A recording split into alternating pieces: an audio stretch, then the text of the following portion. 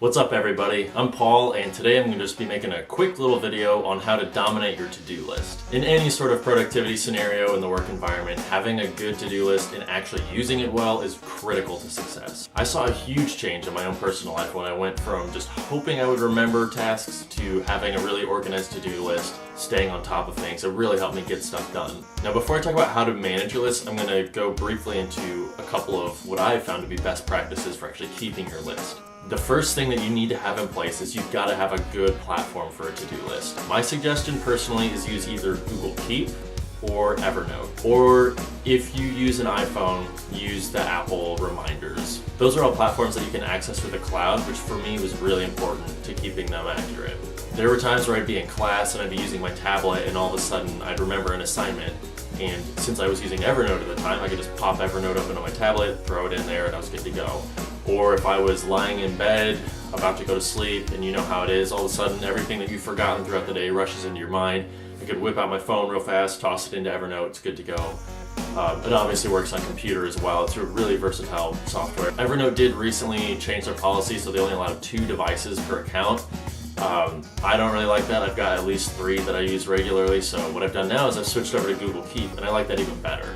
Google Keep is much more of a to-do list software than Evernote is. Evernote is great for taking notes on complex subjects. You've got all the formatting options you could wish for, cool outline stuff. You can add in pictures, you can hand draw pictures. It's searchable, you can use tags, all this great complex stuff, but Google Keep is great because it's just to help you remember stuff, and that's all I need from a note-taking software. So once you've selected a note-taking software, the next step is going to be actually using it properly, which sounds easy, but it's surprisingly difficult to do, and most people actually don't do this. Half of keeping a good to-do list is knowing what to put on it and what to not. A good rule of thumb that I read a while back was any task that takes you less than 2 minutes to do, don't even write in your to-do list, just do it at that moment in time. There's almost no case in which you can't send a 2-minute email, you can't make a phone call that's going to last 2 minutes. Even if you're in the car and you're driving somewhere, you know, whip out your Bluetooth headset or just put your phone on speakerphone, make that call real fast. Don't put it off. That's the big thing.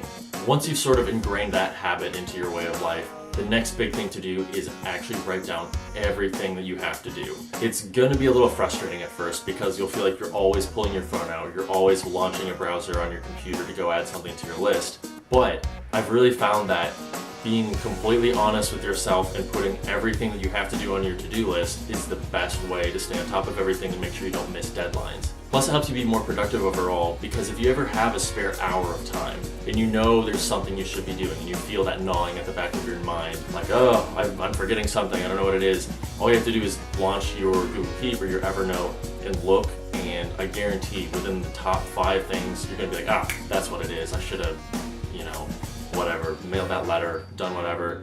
And that really helps you maximize the time that you do have, even if it's not specifically set aside for something in that list. So my final tip for dominating your to-do list is once a day, at the end of the day, whether it's in the office or whether it's back home, open your to-do list back up and unload. So if you have stuff that you're remembering, drop it in there. If you have stuff that you've done and you forgot to check it off, cross it off. Or if you find something that you can do really fast, maybe it's going to take you 5 or 10 minutes and it's not going to be painful at all, just take care of it right then.